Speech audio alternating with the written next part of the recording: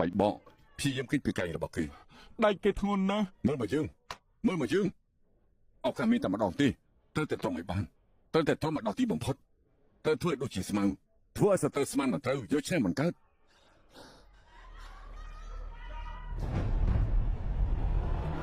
អូ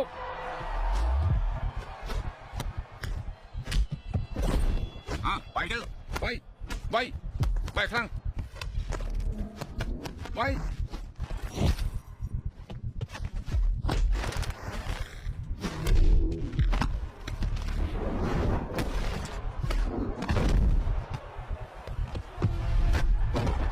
សូបមួយនេះเขาលក្ខខណ្ឌការប្រកួតហើយเขาលក្ខខណ្ឌការប្រកួតហើយថានេះបានជារាប់មិនឃើញគេเขาលក្ខខណ្ឌនៃការប្រកួតទេលក្ខខណ្ឌនៃការប្រកួតបាទដួលហាំថែមលោកគ្រូយល់យ៉ាងម៉េចយ៉ាងសង្កម្រោលណាស់តែពេលនេះលាវជីជួនបានក្រោកឈោបានហើយបែបនេះទុកថាមិនទាន់សន្លប់ទេតើពួកលោកនេះភ្លេចមើលទេគាត់ទៅ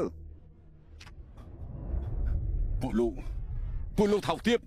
គណៈកម្មការលំអៀងជាមិនសុខចិត្តទេហេតុអីបណ្ដឹងគាត់ចេញបែបនេះជាមិនសុខចិត្តទេ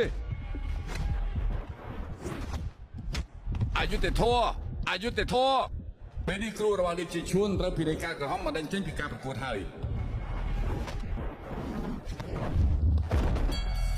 ពេលនេះលាវជីឈួនដូចជាមិនសូវប្រាជឿប្រមាណទេលោកគ្រូដំបូងជាក្បាច់ពិសេសតែពេលនេះខ្លាចជាបន្ទុកវិញហើយពេលនេះលោកគ្រូបណ្នៅតើគិតធ្វើយ៉ាងម៉េចទៅឈួនលោកត្រូវប្រយ័ត្នខ្លួនផងការប្រកួតនេះខុសប្រុសក្តីពេកហើយ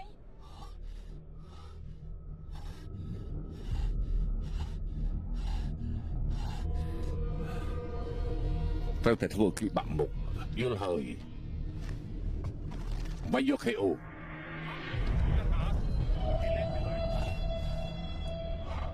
មិនអីទេនេះជាទឹកចុងក្រោយមានតែពឹងលើខ្លួនឯងហើយបោក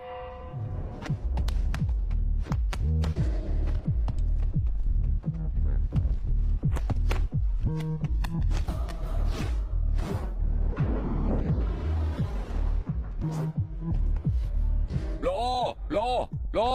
ពេលនេះលាវជីឈួនចាប់តាមវាយវិញហើយលោកគ្រូគិតថាលាវជីឈួនអាចមានសង្ឃឹមទេលាវជីឈួនឬកៃល្អជាងតែវាយពេលនេះយូរពេកហើយមួយតែចាំមើលទៀតទេប្រឡាំង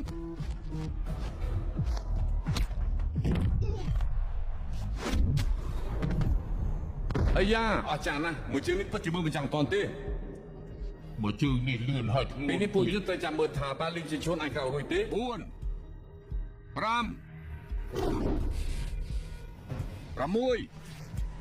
ពេលខាងទឹកទី3នេះកម្លាំងរបស់យ៉ាងសាំងដូចជាចុកខ្សែបន្តិចហើយដោយសារតែបងអង្គយូរពេកដោយសារតែគឺបងអង្គយូរពេក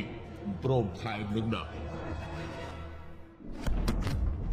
បាយទៅហើយវាស្របទៅជាមាញ់មិញរបស់យ៉ាងសាំងធំណាស់នេះ